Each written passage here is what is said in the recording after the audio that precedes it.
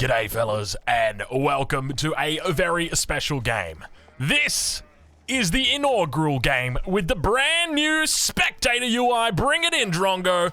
Boom, baby, there it is. Absolutely gorgeous stuff. Huge shout out to the devs for giving us early access to the pup build that is going to be used at the Red Bull Wallalol. Ladies and gentlemen, spawning in on the south side of the map, playing in the color red.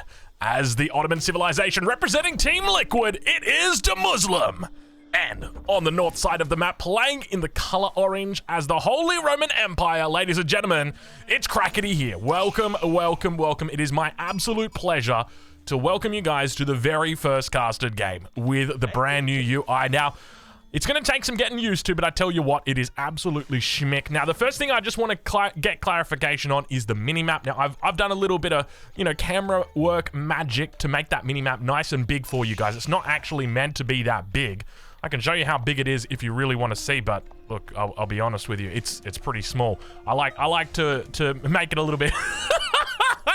All right, anyway, let me know if it's too big. Let me know if it's just the right size, and we will continue on. I do apologize. All right, now, one of the main issues that I think people look at this UI and say, well, there's no way to track the villager number, and you're 100% right, except you're not. Bam! Right there, villager count, now showing you exactly where these villagers are for each player on each side of the map. Now, first and foremost, let's run you through what the resources are at the top. You've got the food, you've got the wood, you've got the gold, the stone, and then the food, wood, gold, stone. We've also got the population, which is on the inside, and then, of course, we've got the names of the players and the civs they're playing, and, of course, the player numbers that they are. We've also got colors for each player. And then it starts getting a little bit more complicated. We've got upgrades down here. These are just your standard upgrades. None of the super unique upgrades like the Malians get, that unique repairing upgrade at the TC. It doesn't show you that there. Doesn't show you textiles either. But it will show you that, I think, underneath here. Just over in this little spot here. So for each of the respective players. Look, already I'm excited. Now, one of the things I have said to the guys working behind the scenes is, look, ideally, if we could get a way to make it so that it doesn't display the scores over here, that would be the best.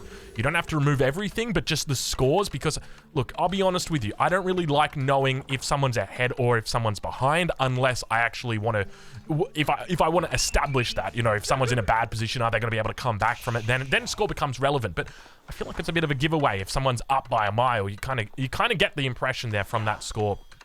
So we've got the age ups coming through, and already you can see we've got the Arkan Chapel with 4 villagers over here on the right-hand side of your screen.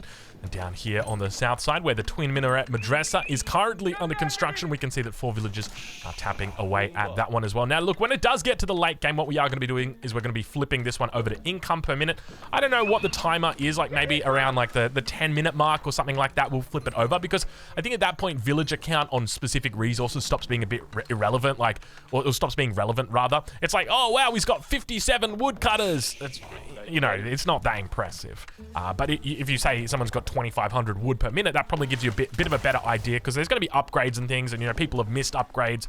And, when we're watching Vortex and Lucifron and they don't have wheelbarrow at 24 minutes, 57 villagers on wood versus 57 villagers on wood with wheelbarrow, it's a lot different. So that's probably a little bit better for the late game. Now, in addition to that, we've also got this number in the middle. Now, this is economic units at the top and military units at the bottom. Now, I still don't know exactly... Calm down, fella. I still don't know exactly what's considered a military unit and what's not, because this prelate, as an example, is considered an economic unit. If we go and take a look at Crackety's perspective, you can see we're viewing him now by this little eye. You can see he's got 16 villagers, and it says he's only got 16 villagers at the top. Now 17, because another one's just popped out. But you guys get what I mean, right? 17 villagers. So the prelate isn't counted as an economic unit just yet. Now, one of the other things that the devs have done, or that they haven't yet done now, you would see those big messages that appear in the middle of the screen. So, fortunately, by changing the player perspective, I can actually just get rid of those immediately. So if I time it perfectly, you'll only see a little flash of that giant message that pops up in the screen. But both players have now reached into the feudal age, and we'll ride on board with the Muslim for a little bit, try and understand exactly what he's looking to go for here in the second age. And it looks like it's going to be a military school getting dropped down. Already, we've got villagers on the Twin Minaret Madrasa. Now, interesting, he's actually opening with the Twin Minaret Madrasa. Typically, the Muslim was a big fan of the Sultan Hani trade network. So maybe a little bit of a switch up here. But it does look like he's got quite heavy stone and wood production, and there's some great synergy here for the Ottoman civilization and adding additional town centers, but also, you know, you don't have to move villages because your villages are out on stone and wood already, so you can get your military schools in and you can get your town centers in, so it works really well. I'm a big fan of it. And the second military school now going to get dropped down. You can see he's actually got a position nicely here. He realizes that this space is probably not something you've got a lot of on this map. Towards the back, of course, this is dry Arabia. But not a lot of space there, and he is still very consistently picking up plenty of stone, plenty of wood here. All right, well, we'll check in on the other side of the map, switch in with Crackety, as Crackety's actually gathering up plenty of stone. We can see right now he's surpassed that 300 stone, probably going to be even looking into a second expansion town center. Beautiful scouting done by him as well. He's got 100% information. He knows exactly what his enemy is up to. But let's take a look at the UI and see if we can get a little bit of an update. Now, it says 6 military unit population. I don't know exactly how it calculates this.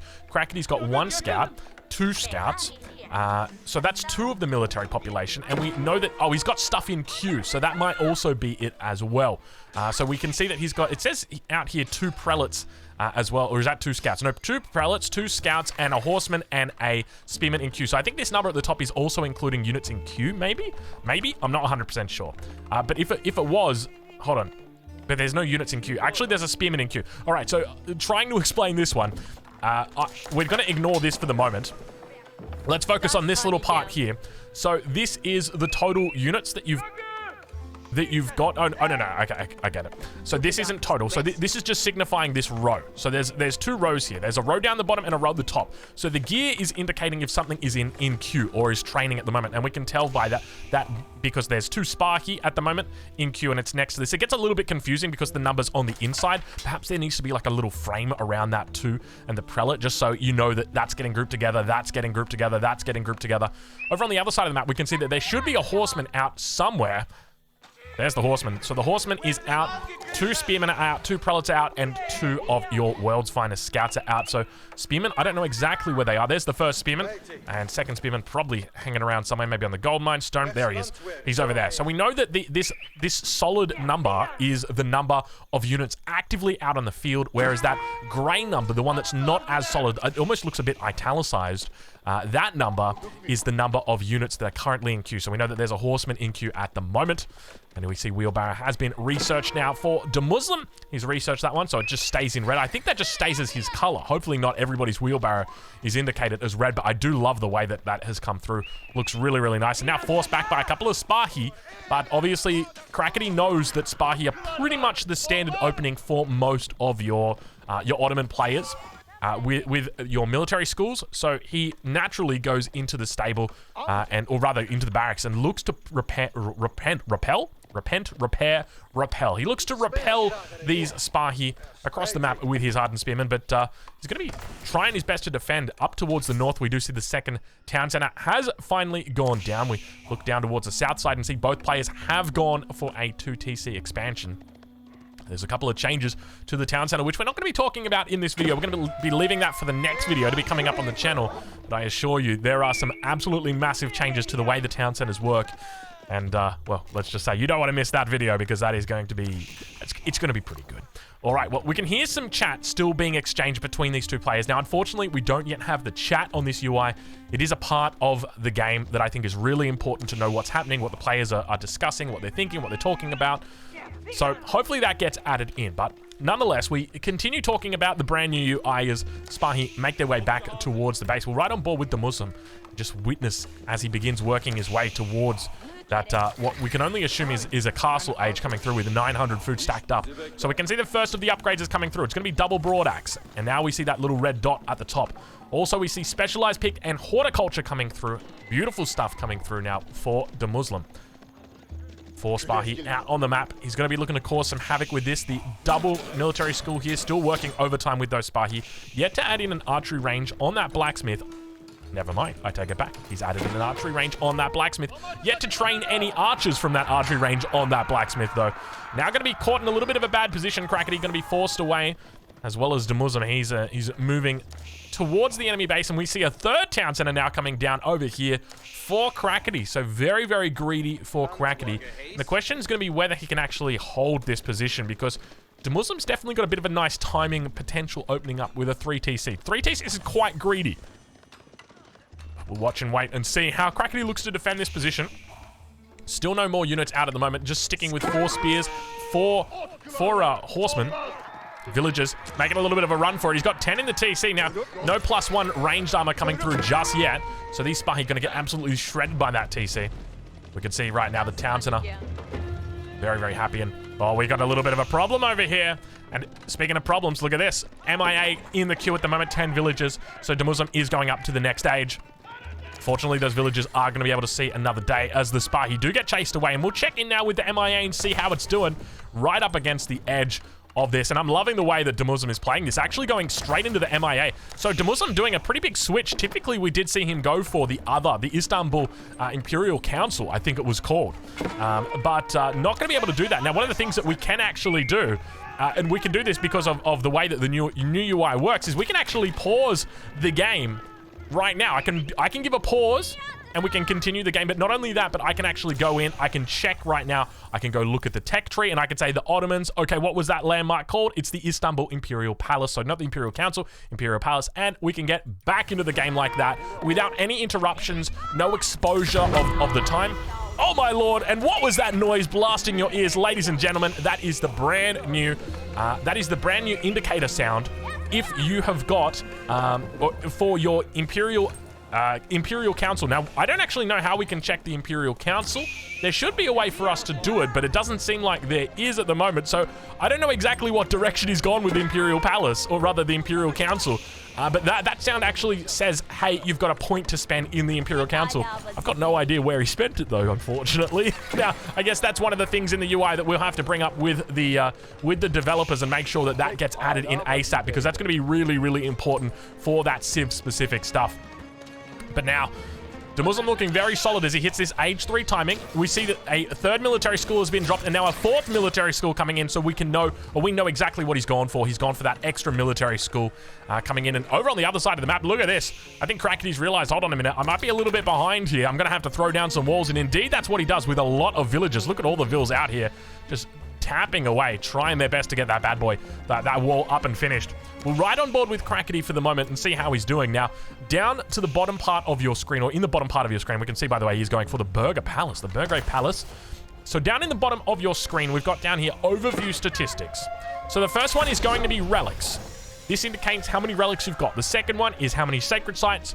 The third one is your army value. So it splits the army value depending on where these guys are at.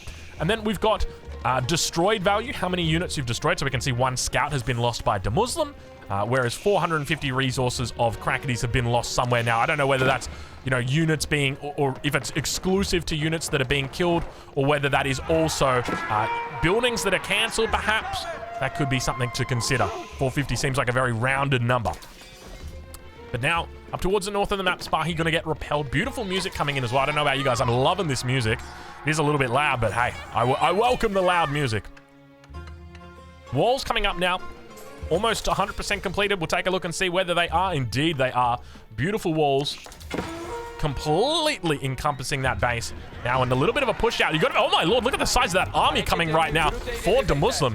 Janissary mass coming through. Now, there has also been a change to the Janissary, which we will be documenting in another video as well. So make sure you tune in for that one. I'm not going to be revealing all my cards in the same video. No. You're going to have to come back and find out what they've changed about the Janissary. But I'll give you a hint. It actually makes the Janissary a very decent unit. You know what? I'll just tell you. It's no longer a ranged unit.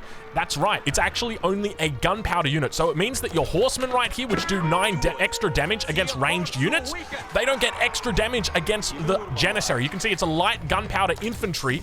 Compare that here to the archer, which is a light ranged infantry. So it lost that tag. It used to be a light ranged gunpowder infantry unit. It is not the case anymore. It has lost that tag, which means the spar here means the horseman. Look at him focusing down right now. He's focusing down the cavalry units as they come through. Boom, boom, boom. Just one-shotting them. Look at the Janissaries on the backline doing absolute work. Spahi completely overwhelming the enemy. And it seems like Crackety thought he could take this fight, not realizing the power of the Janissary.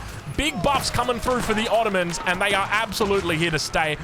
So what does this mean for the Janissary? Well, the Janissary now What that means for the janissary is it's going to be doing or staying alive a lot longer against your Spahi, against your horsemen, against those ranged, or those units that deal damage to ranged units. It still takes extra damage from enemy ranged units. It receives 50% more ranged damage. So it gets, you know, it gets pretty badly beaten by crossbows, by other hand cannoneers. But now Men-at-Arms going to be coming out. Still got the janissaries that he's able to push back. He doesn't actually need crossbows. He's just able to keep running janissaries. And look at this push coming through. Men-at-Arms, Lance Connect also coming in. Men-at-Arms looking decent. We're going to enter into the cinematic mode. Keep in mind the scores are still over here. That's the best I can do for the cinematic mode, unfortunately. We do still have the mini-map. I'll make sure I fix that one up for you. But for the moment, the Men-at-Arms looking to hold on. We do see Relics coming back in for Krakety. And Demuslim starting to pull ahead with a score. Mangonel shot going wide on the backside. Men-at-Arms getting completely eaten alive by the janissaries. And ladies and gentlemen, I've got some good news for you. Janissary is in business, baby. Wallalol. Wallalol. Don't you dare. There's no way you're pulling that one off. Don't even think about it. Where are you going with that, mate? No, no, no. That ain't happening. And good game gets called. Ladies and gentlemen, it has been an absolute pleasure to bring to you the very first casted game on the new UI, and isn't it absolutely beautiful? We can see right here 6,700 army value at the end of this game for Demuslim. Fellas, make sure you go check them out. I'll leave a link in the description. Demuslim, Krakety, thank you so much for watching.